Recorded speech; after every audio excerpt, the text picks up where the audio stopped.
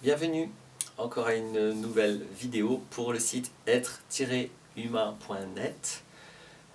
Le thème aujourd'hui, c'est la fameuse phrase « gagner sa vie ». Alors ça peut se conjuguer à plein de situations, hein. Ça peut être une question comment tu gagnes ta vie, ou une question personnelle, comment je vais faire à gagner ma vie.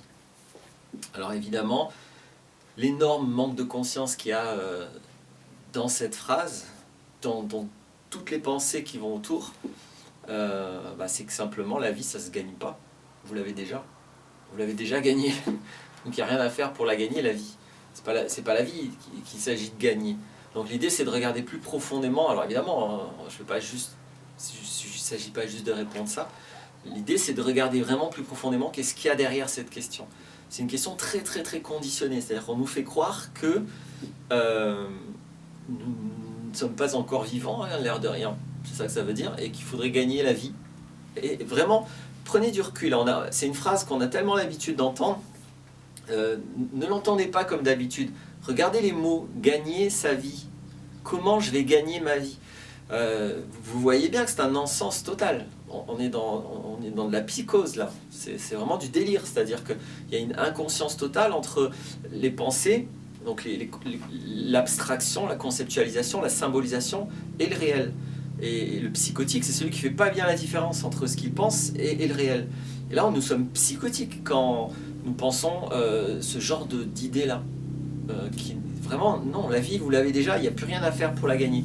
Alors, qu'est-ce que ça veut dire derrière? Ça veut dire, bien sûr, comment gagner de l'argent, de la monnaie, comment récupérer des sous, des brousoufs, de l'oseille, du blé. C'est de ça dont il s'agit, pas de la vie. Alors comment ça se fait qu'on a fait un amalgame aussi violent entre la vie et l'argent? Parce que c'est pas anodin, si, je sais pas si ça a été fait volontairement ou pas, mais c'est catastrophique les résultats de ce genre d'amalgame, de pont complètement dramatique entre deux notions qui n'ont rien à voir. La monnaie c'est un outil supposément d'échange, mais si vous y regardez bien, c'est un outil d'asservissement, et ça a toujours été un outil d'asservissement. La vie, c'est la vie. C'est ce que vous vivez là maintenant, que vous ayez ou pas de la monnaie. Donc bien sûr que la question posée comme ça ne peut qu'orienter des choses catastrophiques au niveau conscience. Voilà. Donc, après, je dis pas qu'il faut pas se poser la question. Il ne s'agit pas juste de dire non, cette question est débile, on n'y répond pas. Il y a quelque chose, quand on pose cette question, il y a une vraie autre question au fond. Donc ce qui est intéressant, c'est ça. C'est pas d'abandonner la question, c'est de se la poser correctement. Parce que la question posée comme ça, même le plus grand génie de la planète, il ne peut pas y répondre. C'est une mauvaise question. C'est une très très mauvaise question. Donc la vraie question de fond, ça serait plutôt comment gagner de l'argent. Et cette question-là va revenir à la pratique nécessaire pour gagner de l'argent. Donc le vrai fond de cette deuxième question, ça va être une troisième question qui va plutôt être de l'ordre de quel talent je partage avec les autres humains. Sous-entendu en échange d'argent. Mais après tout, si vous arrivez à échanger autrement qu'avec de l'argent, et que vous échangez des choses utiles pour vous, du coup, là, vous n'avez plus besoin d'argent. Parce que le fond, il est là, hein. Vous n'avez pas besoin d'argent. Jamais aucun humain sur la planète n'a eu besoin d'argent. Vous avez besoin de toutes ces choses que pour l'instant, on vous force à n'obtenir que par de l'argent. Mais vous n'avez pas besoin d'argent, vous avez besoin des autres choses. Et encore, tout ce dont vous pensez avoir besoin, ça c'est encore une autre question. Je ne vais pas approfondir là-dessus, mais entre les besoins réels et les besoins conditionnés, les besoins fictifs, c'est bien de faire un tri. Alors, j'ai perdu mon bâton. Donc, ça doit être un de mes besoins fictifs qui se fait la malle. Donc, on en est à la question, quelles sont les compétences que je peux partager avec les autres humains? Là, on est un peu plus sérieux avec la question. C'est ça la bonne question. Et bien sûr, je dis bien les compétences, les talents. Parce qu'il n'y en a pas qu'un. Une première chose que le système d'obligation financière, je ne sais pas comment dire, le système qui nous oblige à utiliser la monnaie, un des effets de ça, c'est qu'on a l'impression qu'il faut faire un métier, un travail, un boulot.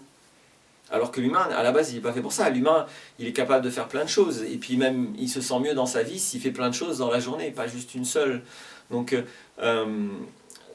tout ça aussi, c'est à mettre en conscience. C'est-à-dire que bien sûr qu'un humain qui a trouvé la liberté de développer plusieurs compétences, plusieurs talents, va avoir beaucoup moins de problèmes pour vivre parmi la société que quelqu'un qui en a développé qu'un seul, dans une seule société, avec un seul contrat.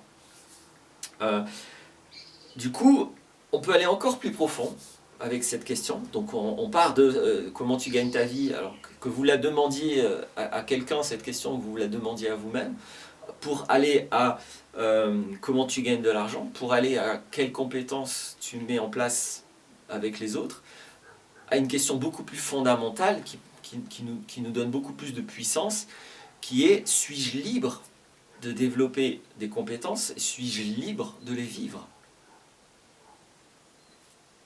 La seule, unique question de fond, c'est ça. C'est évident que lorsque je suis libre de développer des compétences selon peu importe les besoins, et que je suis libre de les mettre en place, de les manifester, de les partager, de les mettre dans la société, toutes les autres questions n'ont pas beaucoup de sens. Alors bien sûr, hein, je vais développer ces compétences et je vais les partager. On fait l'a priori que c'est de manière réaliste par rapport à ce que je souhaite obtenir comme satisfaction de besoin. Mais j'espère, voilà, c'était simplement une petite vidéo, mais sur une question qui revient souvent, que je voulais clarifier complètement, parce que c'est pas pareil dans la vie de se dire: mince, comment je vais faire à gagner ma vie, que de se dire: bon, il faut vraiment que je trouve le moyen d'être libre, de développer des compétences, de développer tous mes talents, de trouver mes talents, et puis de les mettre en place, de les mettre en œuvre. C'est important. Comment je vais trouver les libertés? Je dis pas que c'est facile, hein. Je dis pas que la question se résout juste comme ça en transformant la sémantique.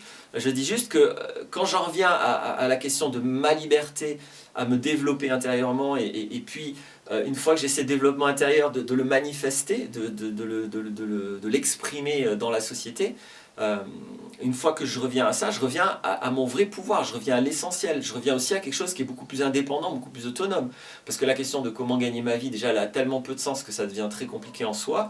Et même la question de comment gagner de l'argent, souvent elle va répondre: ah bon, il faut que je trouve quelqu'un qui va m'en donner, et que je fasse ce que cette personne veut que je fasse.